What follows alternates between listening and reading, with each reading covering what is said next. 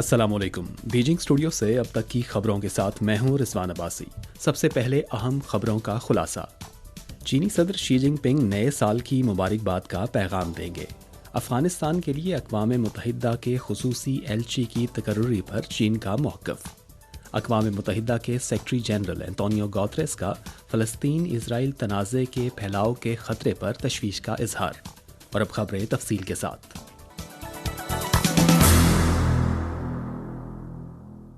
चीनी सदर Xi Jinping Beijing वक्त के मुताबिक 31 तारीख की रात 7 बजे चाइना मीडिया ग्रुप और इंटरनेट के ज़रिए नए साल की मुबारकबाद का पैगाम देंगे, जो चाइना मीडिया ग्रुप के तहत CCTV channel 1, news channel, बैनुल-अक़वामी channel, 4K channel, CGTN के तमाम गैर मुल्की ज़ुबानों के channels, China national radio, China radio international, peoples daily online, Xinhua net और CCTV न्यूज़ मोबाइल एप्लीकेशन समेत सेंट्रल मीडिया की वेबसाइट और न्यू मीडिया प्लेटफॉर्म्स पर नशर किया जाएगा।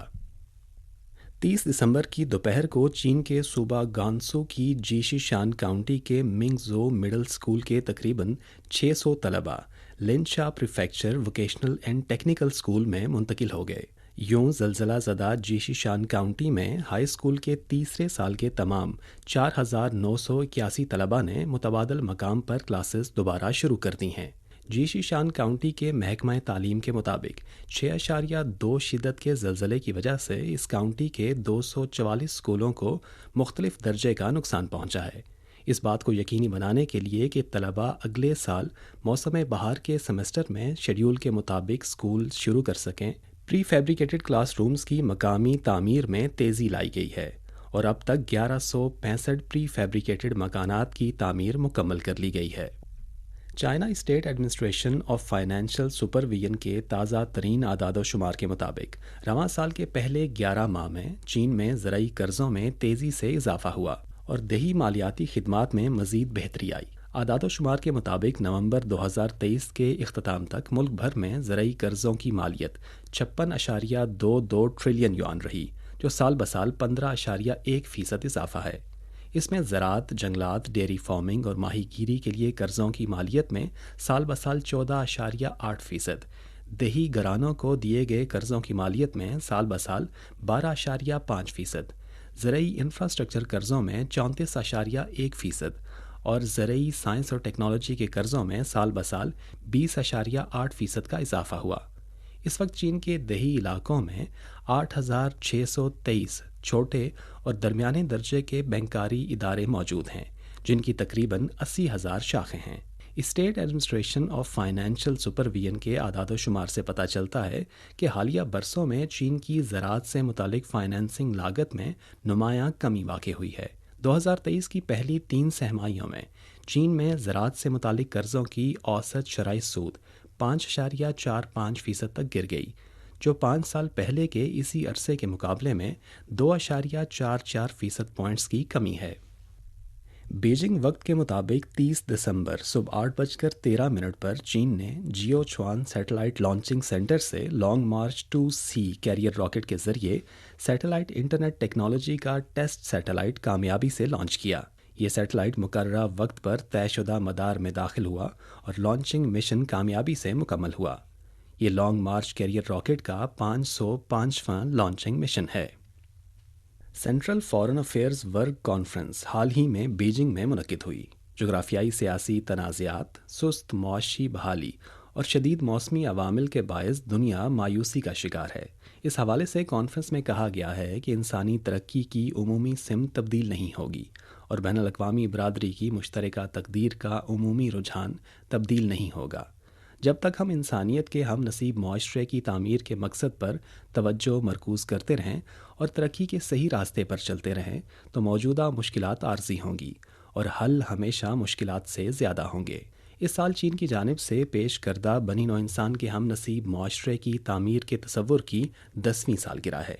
यूरोप की मुतवाज़न सिफारतकारी और अमरीका की नाम नहाद लिबरल इंटरनेशनलिस्ट सिफारतकारी दोनों दुनिया में हकीकी अमन और तरक्की नहीं पैदा कर सकी, जबकि इंसानियत के हम नसीब मुआशरे का तसव्वुर दुनिया, नज़्म व नस्क और इक़दार के हवाले से बिल्कुल ताज़ा नुक्ता नज़र है اور چین کو امید ہے کہ نہ صرف چین خود ترقی کرے گا بلکہ دنیا کے دیگر ممالک بھی اس کے ساتھ ترقی کریں گے، اور اس تصور کا دنیا کی ترقی پر گہرا اثر پڑے گا۔ عالمی حکمرانی کے غیر معقول ضوابط کی بدولت ترقی پذیر ممالک کی ایک بڑی تعداد کی ترقی متاثر ہوئی ہے۔ کانفرنس میں دو جہتوں کی پرزور وکالت کی گئی ہے، یعنی مساوی اور منظم عالمگیریت اور جامع اور فائدہ مند اقتصادی گلوبلائزیشن۔ یہ آج کی دنیا کو درپیش بڑے مسائل اور چیلنجز کے لیے چین کی جانب سے فراہم کردہ حل ہے۔ چین عالمی گورننس کی بہتری اور عالمی امن اور ترقی کے تحفظ میں زیادہ سے زیادہ خدمات سر انجام دے گا، اور ایک ایسا چین جو زیادہ متحرک اور سرگرم ہو بلا شبہ دنیا کے لیے خوشخبری اور مواقع پیدا کرے گا۔ مقامی وقت کے مطابق 29 دسمبر کو اقوام متحدہ کی سلامتی کونسل نے قرارداد 2721 منظور کی، جس میں اقوام متحدہ کے رکن ممالک اور دیگر سٹیک ہولڈرز کی حوصلہ افزائی کی گئی کہ وہ افغانستان کی آزادانہ جائزہ رپورٹ پر غور کریں، اور اقوام متحدہ کے سیکرٹری جنرل پر زور دیا گیا کہ وہ رپورٹ میں پیش کی گئی تجاویز پر عمل درآمد کو فروغ دینے کے لیے ایک خصوصی ایلچی مقرر کریں۔ اقوام متحدہ میں چین کے نائب مستقل مندوب گینگ شوانگ نے کہا کہ چین کا ہمیشہ یہ موقف رہا ہے کہ خصوصی ایلچی کی تقرری سمیت سلامتی کونسل اور سیکرٹری جنرل کی جانب سے اٹھائے جانے والے اقدامات کے حوالے سے متعلقہ ممالک سے مشاورت کی جائے اور ان کے خیالات کا احترام کیا جائے۔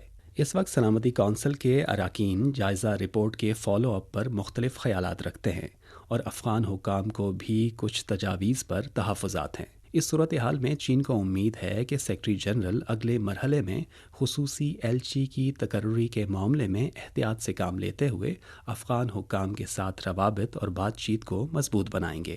گینگ شوانگ نے کہا کہ افغان مسئلے کا حقیقی حل بالآخر خود افغان عوام پر منحصر ہے، اور بین الاقوامی برادری کو اس عمل میں افغان حکام کے ساتھ مؤثر رابطے اور بات چیت کرنی چاہیے اور تعمیری حمایت اور معاونت فراہم کرنی چاہیے۔